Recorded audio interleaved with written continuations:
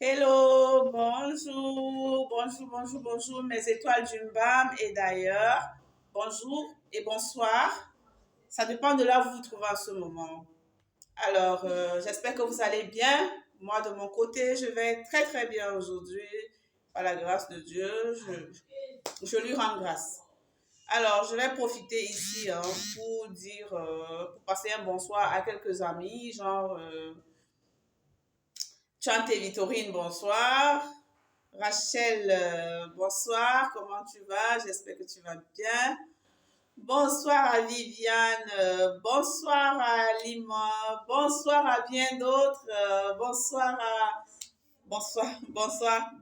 Aurélie, bonsoir Julie, bonsoir Bernadette, bonsoir tout le monde, sans oublier mes étoiles d'ici et d'ailleurs.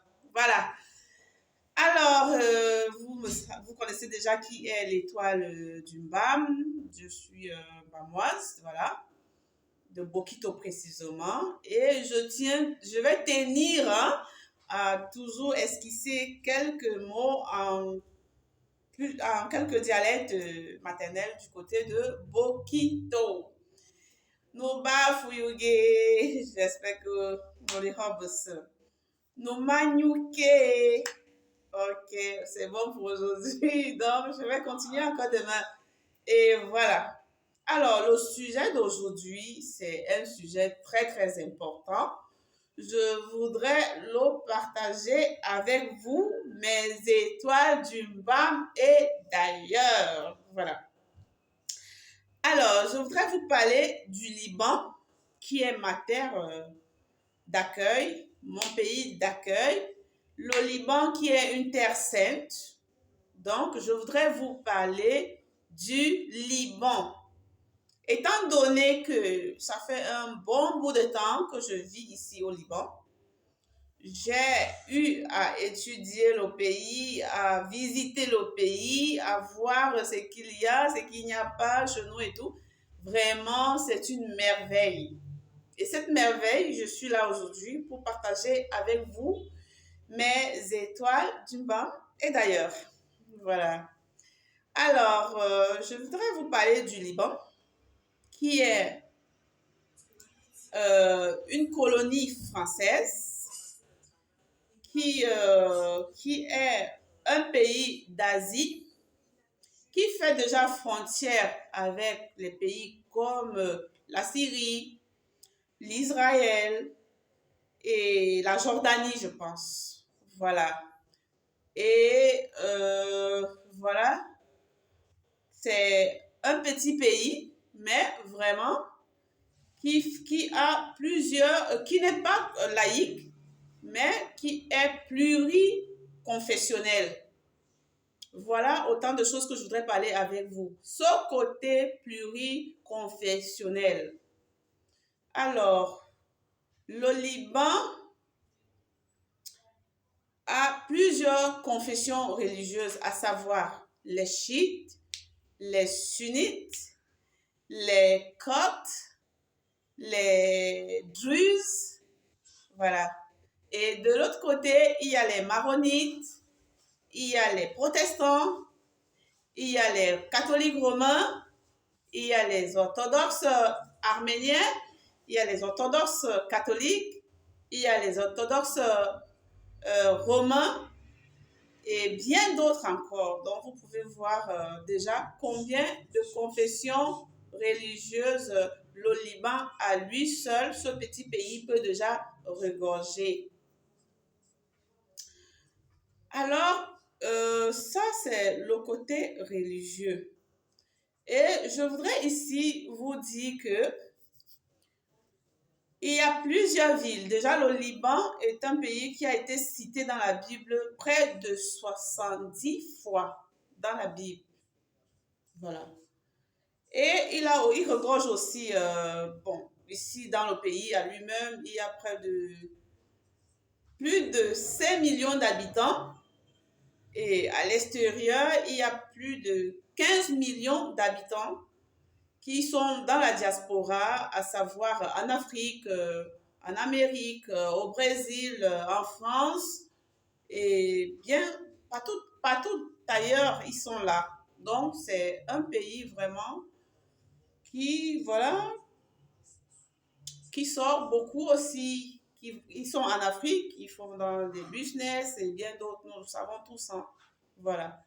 Donc, le Liban aussi a ce pays-là, ces villes-là, voilà. Il y a certaines villes du Liban qui sont citées dans la Bible que beaucoup de mes étoiles du Mbam, et d'ailleurs, ici, ne savent pas que ces villes se trouvent au Liban.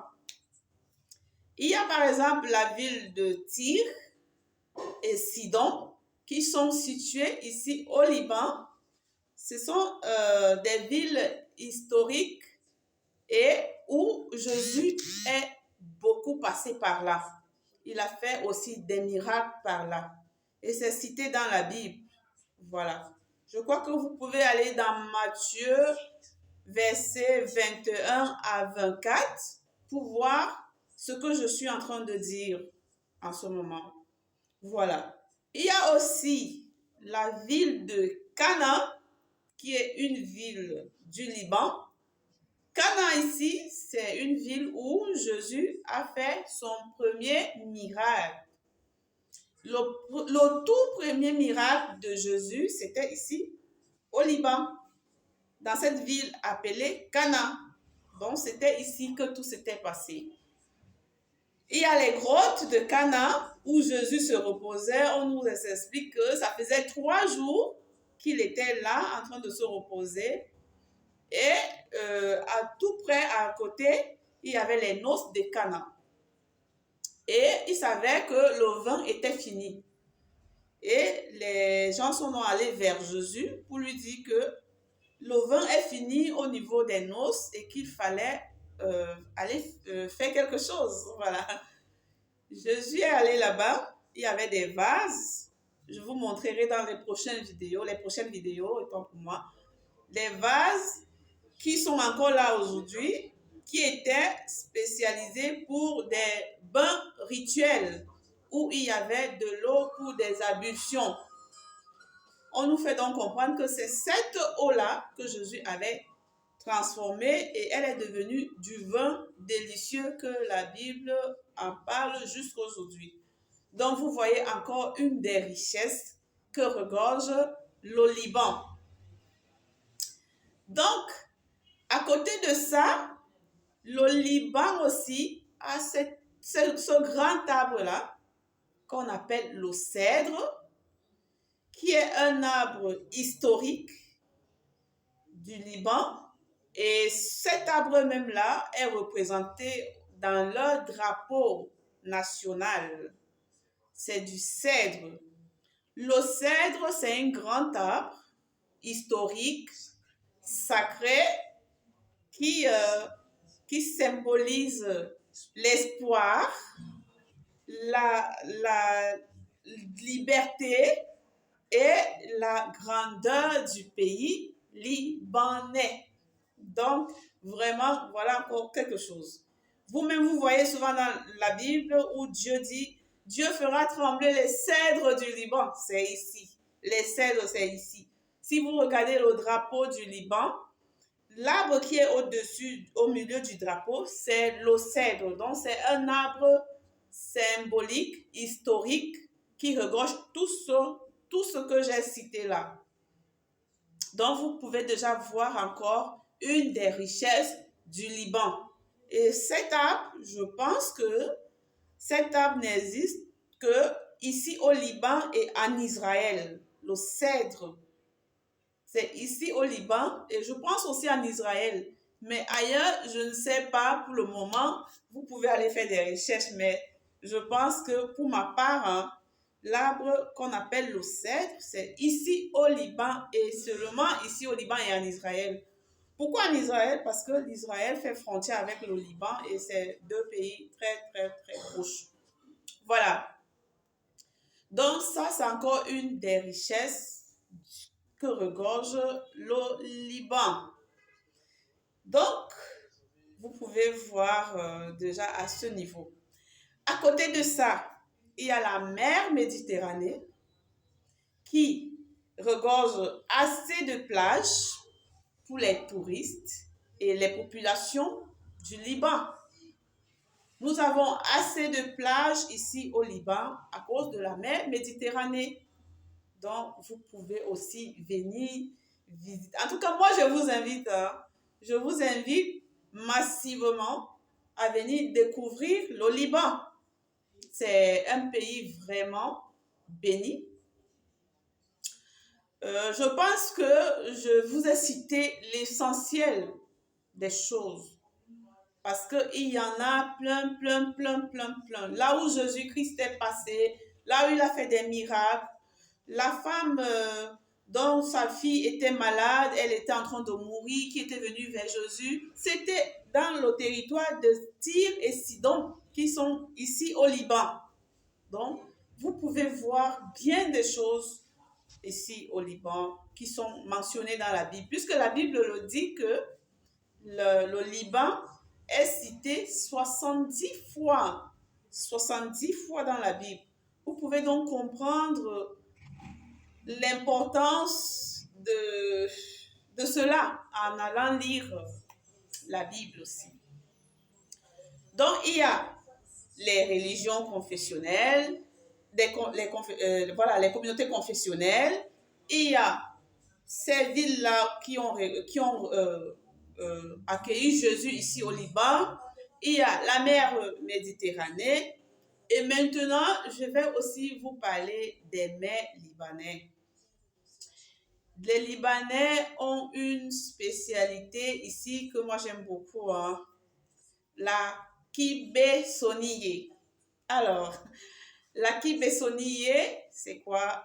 C'est du blé concassé et écrasé qu'il transforme, qui devient un gâteau avec de la viande hachée. On met au four et puis ça donne un goût, mais c'est une tuerie, comme on dit chez nous, au Cameroun, là-bas, au continent. Hein. C'est une tuerie. Donc, ils ont la taboulée, ils ont le fatouche, une salade qu'on appelle le fatouche. Ils ont il y a la kibé, ce blé-là, qui est transformé en plusieurs. Des variétés, il n'y en a pas assez comme chez nous, où on trouve le manioc, l'igname, le macabo, le plantain. Ici, il n'y en a pas. Ici, il y a du blé, des pâtes, du riz, mais les pommes de terre aussi. Mais tout ça est transformé de façon à ce que ça donne plusieurs variétés à la fin et qui sont waouh quoi. Donc, sans oublier les shawarma, ben c'est pas tout ça. Mais moi, je parle des mets locaux. Ils ont aussi un autre plat, on appelle la mourikiye. C'est un plat qui est souvent confectionné lorsque on va recevoir des invités, lors des grandes manifestations, lors des grandes réceptions. Ils appellent ça la mourikiye. La mourikiye chez nous, là-bas au continent, on appelle ça le keleng-keleng. Mais ici, les Libanais, ça prépare d'une autre façon et qui donne encore un autre goût qui est aussi très exquis. Voilà. Donc, les Libanais ont beaucoup ce côté spirituel-là qui est ici. Ils regorgent ces villes-là où Jésus-Christ est passé, où il est venu, il a fait des miracles, il a séjourné ici. Vraiment, le Liban, pour moi, c'est une terre sainte. Désolée. C'est une terre sainte. Voilà pourquoi moi, je vous invite ici au Liban à venir faire du tourisme. J'invite tous mes étoiles du bas et partout ailleurs de venir visiter le Liban. Le Liban regorge assez de richesses.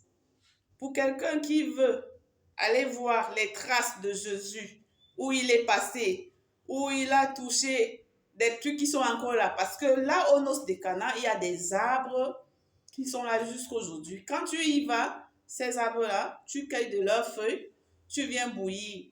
Quel qu'en soit ton souci de santé, quel qu'en soit ton souci dans ta vie, tu fais ta petite prière sur ces herbes, tu les boues et tu les bois. Le souci de santé, je vous assure, si votre prière est sincère, le souci s'en va. Je vous parle parce que j'en suis la preuve vivante. J'en ai fait et j'ai eu des résultats positifs. Donc vraiment, moi, j'invite les gens à venir visiter le Liban parce que beaucoup d'entre nous regardent toujours ce côté négatif. La négativité, il y en a partout. Il y en a partout. Moi, aujourd'hui, je voulais présenter ce côté positif-là de ce pays où je vis déjà il y a plusieurs années. Donc, j'ai eu à connaître bien des choses merveilleuses que je tenais à partager avec vous, mes abonnés et mes étoiles d'Umbam et d'ailleurs. Vraiment, je vous invite tous à venir découvrir le Liban et ses nombreuses richesses. Donc, c'était ça ce que je voulais partager avec vous aujourd'hui. Bon, merci de m'avoir écouté. Hein. Merci pour tous vos abonnements. Merci pour la confiance que vous faites à ma modeste personne. Merci, merci, merci. Si vous êtes nouveau à ma chaîne, n'hésitez pas de vous abonner, de liker et de partager afin d'encourager l'étoile bamoise que je suis. Donc, merci vraiment. Je vous reviens à très bientôt. Mouais.